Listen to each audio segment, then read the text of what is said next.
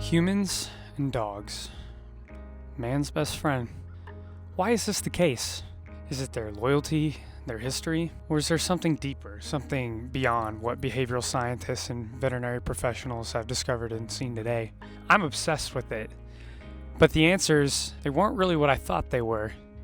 This iconic duo is the foundation of this channel. Every single future topic that will ever come to exist on this channel derives at that very source.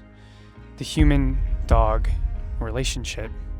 My name is Yates, and this, hello, is my 2-year-old golden retriever, Miss Linda. And I think you'll notice that the visuals of this channel primarily consist of Linda's life through my eyes, even while we're talking about something I'm deeply curious about. Because through her, I've come to believe this bond isn't just something special.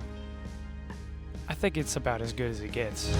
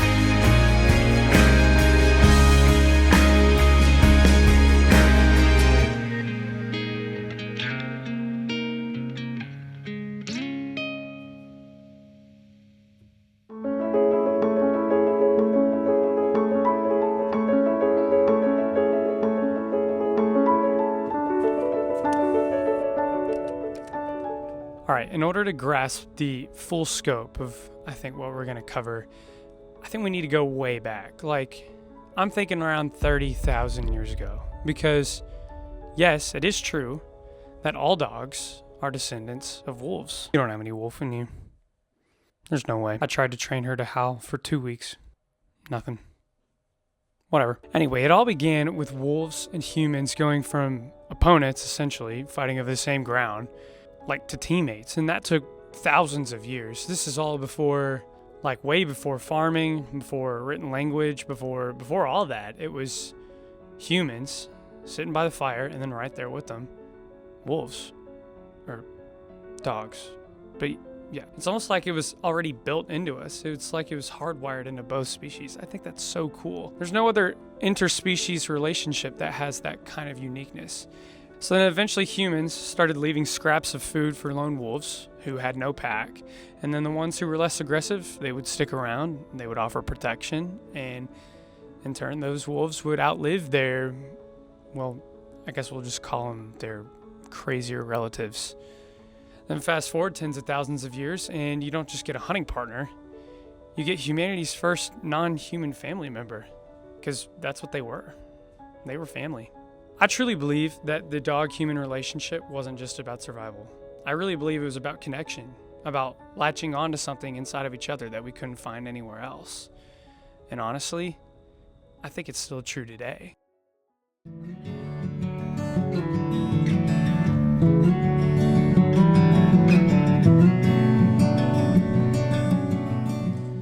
Okay, so I'm reading this book. Actually, I just finished it. It's called Dog is Love by Clive Wynne.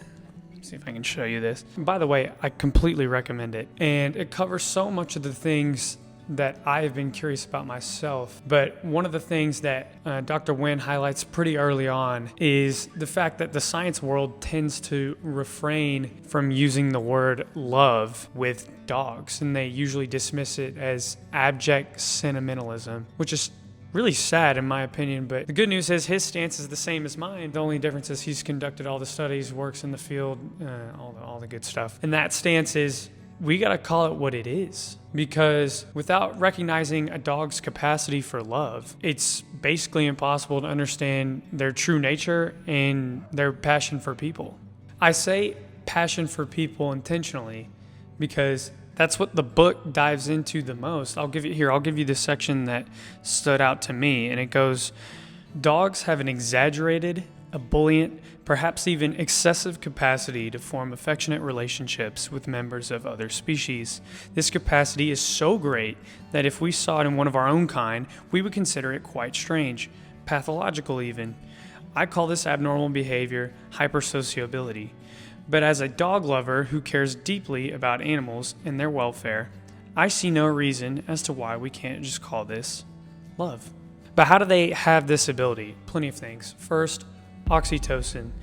You and your dog are gazing into each other's eyes. Linda does this thing sometimes where she just lets my forehead rest on hers. It's like the best thing ever, honestly.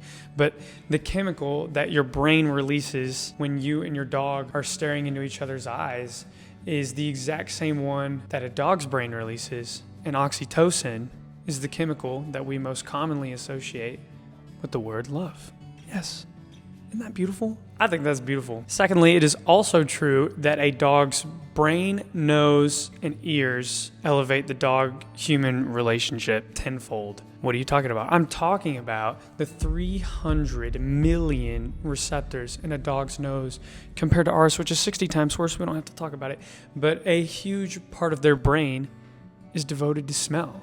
But the coolest part is that they mostly use it to track us. They use their noses to track way more than just how bad our breath is. I'm talking scent, mood, health, stress. I kid you not. A dog can smell your stress. Shout out cortisol. You'll never hear me say that again. Combine that smell with the behavior they always see from you when they do smell it, and you have a four-legged barking bestie that knows all your emotions, which in my opinion is freaking awesome. This is my favorite kind of science. I was never great with science, but this is the good stuff. And some studies show that dogs separate what we say from how we say it, which means they don't just hear our words, they actually feel the emotions behind them. They'll even activate mental images of objects when they hear familiar names. It's not language like ours, but certainly it's enough to live in sync with us, which makes it super special. And for me, this is why I feel like it's unfair to measure a dog's intelligence the way that we do today. If you put the average dog's IQ next to a human's, it would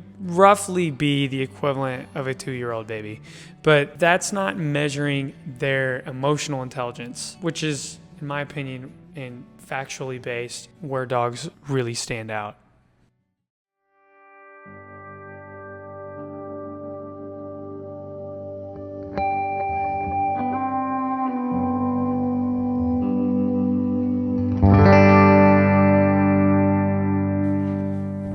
I think one of the big questions for me is, why does it feel like dogs reach us in places that even people can't? The truth is, I don't think we'll ever fully understand it, but I do know that part of the answer is time. Time in the way they measure it. A dog doesn't check a calendar. A dog doesn't check the clock. What a dog does so much better than you and I will ever do is live in the present. Humans are just historically bad at that. So to a creature that looks for us to lead them, I couldn't think of a greater teacher for learning how to own the present moment than a dog. All of these things elevate a relationship in ways I don't see many human beings doing with each other nowadays. Another thing worth mentioning is, how do we view time? A dog seems to value time far differently than us, and that time seemingly has so much value no matter how attentively it's spent. I think it's the thing they desire the most from us. And there's a reason I mentioned that it doesn't matter how attentively the moment's spent. In reality, it absolutely does matter. But if I presented two scenarios to any dog in a loving home today where they had the choice between an hour of quality time in the morning and an hour of quality time in the evening with their human counterparts, and the rest of the day they spend apart, or 8 hours with their owner spent super passively, not very attentively, and half an hour of quality time in the morning and evening, the dog wouldn't care that the quality time in option A was double the quality time of option B. They would take the latter every single time, because the piece of the equation that a dog values the most is where you are right now. You'll notice if you have 2 or more dogs in the same household that the dog values its time spent with its human counterpart even more than its adopted canine sibling that they may have known since birth. Again, uniquely built to have strong relationships with us. Dr. Wynne also spoke on this topic indirectly as well when he was being interviewed about the book that I referenced earlier, and he said that people who study human psychology say that experiences are worth more than objects, and that if you have money, you should invest in experiences rather than buying yourself new toys. I would say the same thing for your dog. And he's right. A dog values that time far more than a toy. This is one of the most important ways that we as dog owners can make our relationship with our dogs even better. If your dog finds itself alone the majority of the day, go make a friend with a dog walker. Go check out Rover, maybe look into doggy daycares. Do what you believe is the best option.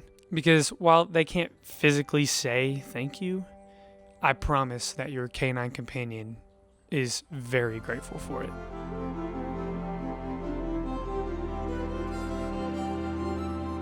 You know, truthfully, I really think it's this simple. If a human is the one who shows a dog the world, a dog is the one who shows a human how to appreciate it. I think it's heartwarming to see how much we've uncovered about our relationship with dogs. But I think it's safe to say that while the prominent animal behavioral scientists and canine experts of our time seem to have a pretty firm understanding of what makes our bond with dogs so different and so strong, the visual of the tip of the iceberg being what we know today is incredibly accurate.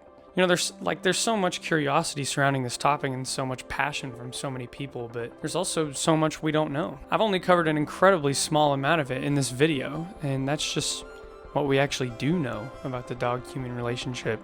So in a way, it is true that our incredible bond with dogs is still pretty much a mystery at large, but I think the more and more as we learn and the more as we go toward the future, I get the opportunity to turn that curiosity into art.